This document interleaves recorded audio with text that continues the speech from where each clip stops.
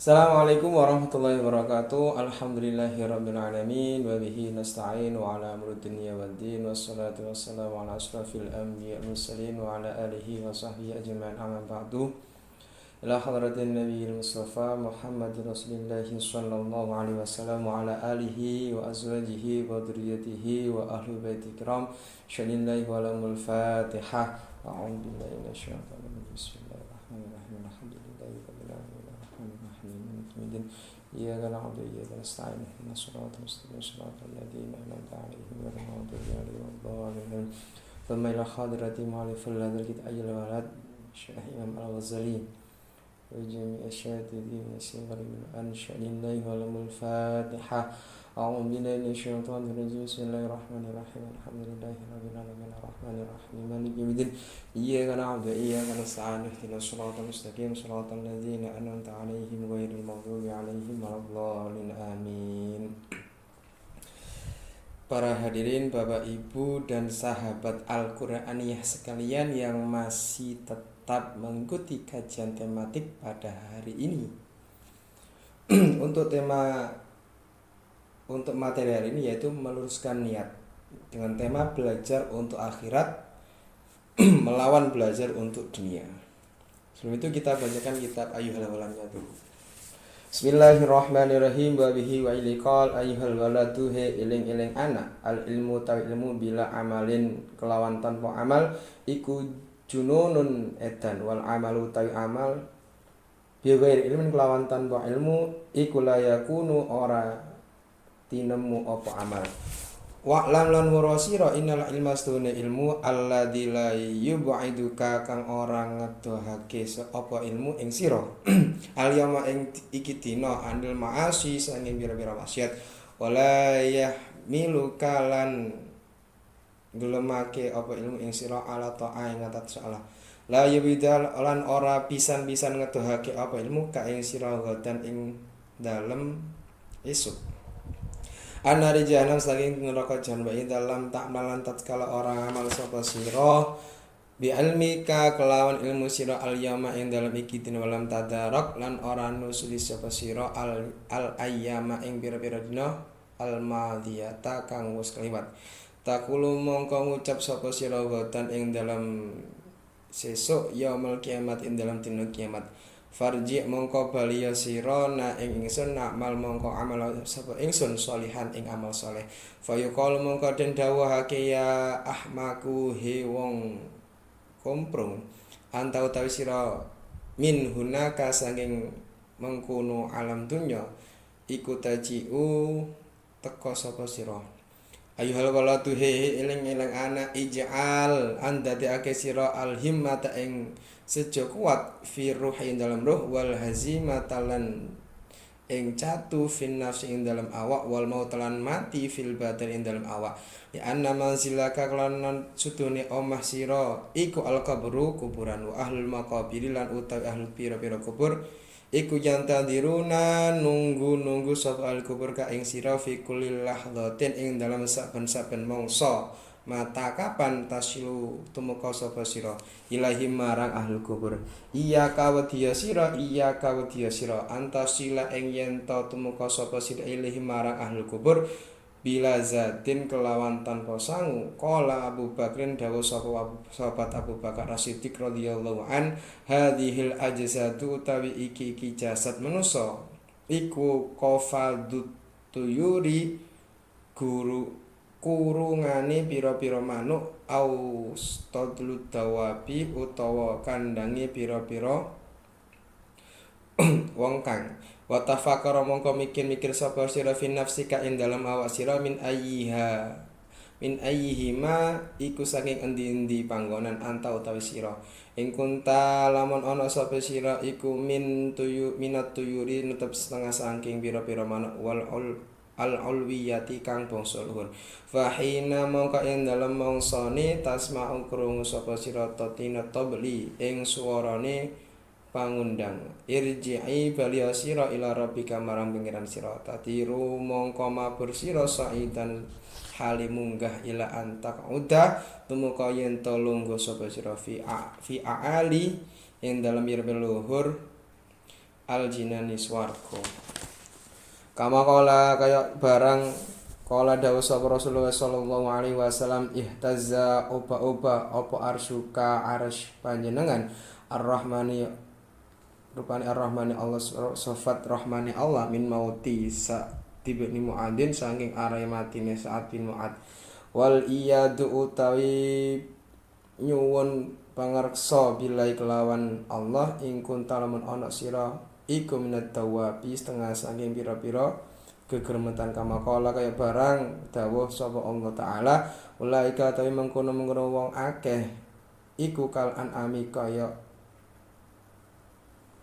raja kaya balhum bali utawi mau iku aldallu luwe sasar fala takman mongko aja aman sira intiqalaka ing ngalih sira min zawiyatid dari saking pelatarane omah dunya ila hawiyatin nari marang jurange neraka warwilan diriwayatake Annal Hasan al-Basri apa stune Hasan al-Basri rahimallahu taala uktiya den paringi sapa Hasan Basri syurbata ing unjukan main baritin banyu kang adem fa akhadha mongko ngalap sapa Hasan al-Basri al-qadaha ing wadah unjukan wa huisyalan den samputake alai sapa alai Hasan wa saqatalan runtuh apa qadah min yadi saking astane Hasan falamma afaqa mongko taskalene waras sapa Hasan kila den aturake ma utawi apa laka iku tetep duwe sampeyan ya Aba Saidin hi Aba Said kala dawuh sapa Hasan zakartu eling sapa ingsun umniyatah ahlin nari ing pengarepe ahli neraka hina yaquluna ing dalem nalika pengucap sapa ahlun nar li ahli jannat marang ahli swarga an afidu tegese padha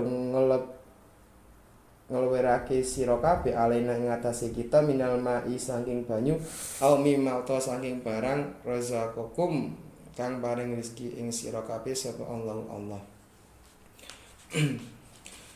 Dalam kutipat ayuhal walad, wahai anakku, beberapa banyak malam yang kau gunakan untuk belajar atau mengulang-ulang ilmu dan membaca buku, hingga engkau korbankan waktu tidurmu jika niatmu untuk mencari dunia atau kedudukan, maka celakalah engkau. Poinnya adalah menekan bahwa lelahnya belajar akan sia-sia jika tujuannya salah. Dunia sebagai sarana bukan tujuan. Maka dari itu dijelaskan bahwa menuntut ilmu itu bukan untuk mencari popularitas atau harta, dibandingkan menuntut ilmu untuk menghidupi syariat dan memperbaiki diri. Jadi tujuannya ilmu itu, sekali lagi tujuannya ilmu itu untuk agama dan beribadah, bukan untuk mencari harta. Maka dijelaskan man arada dunya fa alaihi bil ilmi wa man arada al akhirata fa alaihi bil ilmi wa man aradahuma fa alaihi bil ilmi. Barang siapa yang menginginkan dunia maka dengan ilmu, dan barang siapa yang menginginkan akhirat maka dengan ilmu, dan barang siapa yang menginginkan keduanya maka harus dengan ilmu. Tapi jika kita mengejar dunia, maka tidak akan ada habisnya. Jika kita mengejar akhirat, dunia akan ikut. Bahaya penyakit niat, yaitu niat yang bengkok, ingin selalu dipuji. Niat yang bahaya yang niat itu, makanya niat itu dari hati. Ibarat cermin, ilmu itu sebenarnya seharusnya berfungsi sebagai pembersih hati, cahaya ilahi yang akan masuk ke dalam diri kita. Namun niat yang salah justru memberikan lapisan kerak pada cermin tersebut melalui proses yang pertama, hilangnya keikhlasan antara ikhlas dan ego. Ikhlas itu berasal dari hati, ego itu berasal dari pikiran. Saat seorang ingin dipuji, fokus utamanya bukan lagi kepada Allah Subhanahu wa ta'ala, melainkan kepada ego yang selalu dipikirkan atau nafsu yang timbul. Setiap kali pujian didapat, ego semakin besar, nafsu semakin besar. Jika ego membesar, ruang tawaduk di dalam hati akan menyempit, jadi akan kalah. Yang kedua, kecanduan pengakuan, ingin diakui oleh orang-orang yang lain. Jadi kita, orang itu pinter, dia butuh pengakuan. Yang ketiga, merasa lebih tinggi, yaitu keinginan menang berdebat muncul ketika seorang itu banyak tahu dan di dalam hatinya tidak ada rasa ketawaduan.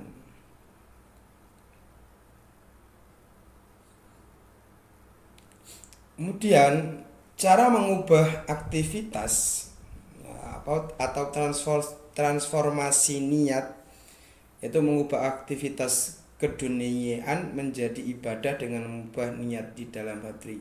Seperti mengajar, belajar, itu diniatkan kita itu ibadah. Jika niatnya ibadah, maka insya Allah ilmu itu akan masuk dengan sendirinya. Jangan sekali-kali membenci kepada satu bidang ilmu. Misal, ketika sekolah dulu pernah melihat jadwal, sebelum berangkat sekolah menyiapkan jadwal, ketika melihat,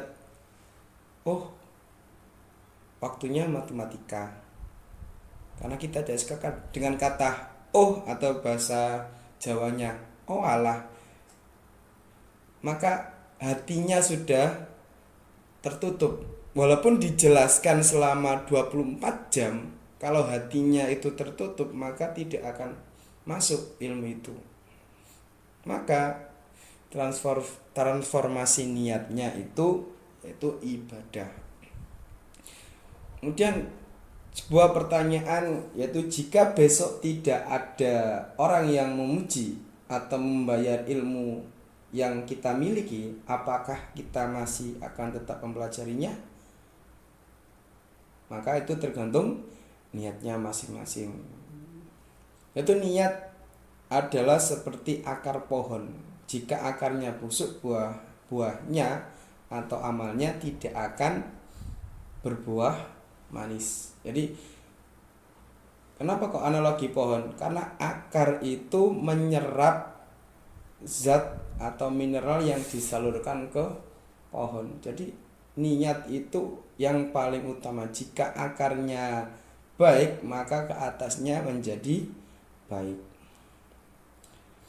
Sebelum memulai aktivitas apapun, kerja atau belajar, berhenti sejenak selama 30 detik untuk membisikkan dalam hati kita, ya Allah, aku lakukan ini hanya untuk mencari ridho-Mu. Di dalam hati, tidak usah dikeraskan. Jadi diniatkan dalam hati sebelum melakukan pekerjaan atau sebelum kita belajar, yaitu untuk niat mencari ridhonya Allah. Kemudian mengenal ilmu yang menyelamatkan itu bagaimana? Mengenal perintah, yaitu dengan mengenal perintah dan larangan. Dalam kutipan kitab, ilmu yang hakiki adalah ilmu yang membuat mengerti mana yang merupakan perintah dan mana yang merupakan larangan, serta menjauhkanmu dari kemaksiatan, atau dalam keabsahan itu takwa, yaitu menjauhi larangannya dan menjalankan perintahnya. Jadi ilmu itu bukan tentang tahu banyak, tapi tentang tunduk pada aturan. Aturan siapa? Aturan Allah Subhanahu wa ta'ala. Ilmu yang bermanfaat yaitu ilmu yang menambah rasa takut kita kepada Allah, bukan menambah kita menjadi sombong atau menambah kita berjalan di perbuatan yang maksiat. Maka ilmu itu akan menjadi saksi yang memberatkan kita di akhirat nanti. Jadi ilmu tidak hanya manusia saja, tidak hanya makhluk saja yang menjadi saksi di akhirat nanti, tetapi ilmu yang kita dapat akan menjadi saksi kita di akhirat nanti. Dibuat apakah ilmu yang kita dapat? Fokus pada kewajiban individu atau fardu ain. seperti tata cara ibadah dan akhlak. Sebelum menyibukkan diri dengan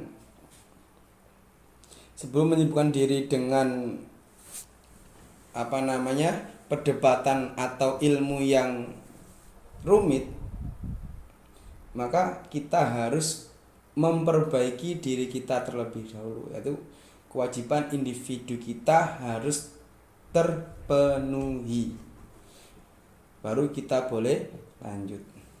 Memahami tujuan belajar, yaitu agar kita bisa menjalankan perintah Allah dengan benar dan meninggalkan larangannya dengan sadar. Maka itu tadi perintah, tancapkan perintah dan larangannya Allah. Kemudian ada studi kasus menyanyikan urusan pekerjaan yang menyerempet batas syariat, yaitu perintah dan larangan. Itu harus tahu mana perintah, mana larangan. Perintah siapa? Perintahnya Allah. Jika pekerjaan itu misal harus dengan kekerasan, maka dilihat dulu. Kalau harus pakai kekerasan, harus ada aturannya, bukan main hakim sendiri gitu.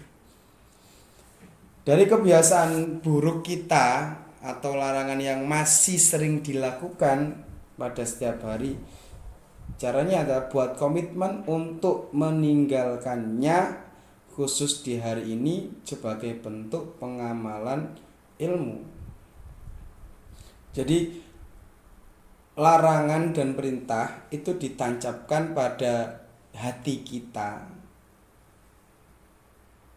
Ini buruk, berarti jangan dilakukan. Maka dari itu ilmu itu harus ditancapkan, diniatkan dalam hati kita. Mungkin cukup sekian tema pada hari ini. Akhirul kalam, wabillahi taufiq wal hidayah. Wassalamualaikum warahmatullahi wabarakatuh.